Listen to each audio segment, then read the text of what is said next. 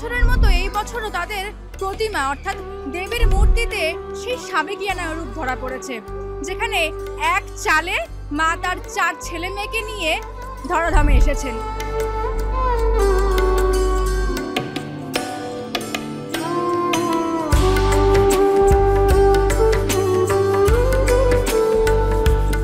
উনিশশো 38-39 সালে বাগবাজার সার্বজনীনে নেতাজি সুভাষচন্দ্র বোস সভাপতির পদ অলঙ্কৃত করেছেন। তারপর স্যার হরিশঙ্কর পাল থেকে শুরু করে দুর্গাদাস বন্দ্যোপাধ্যায় থেকে শুরু করে প্রচুর মানুষ, মহাপুরুষরা আমাদের বাগবাজার সার্বজনীনের সান্নিধ্য লাভ করেছেন।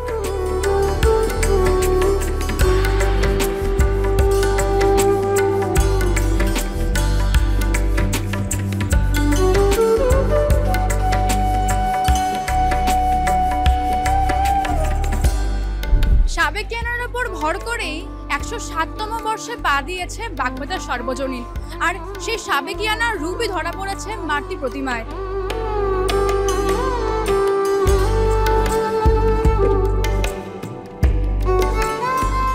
আশা করা যায় দিন বাড়তে বাড়তে এই ভিড় আরো বাড়বে।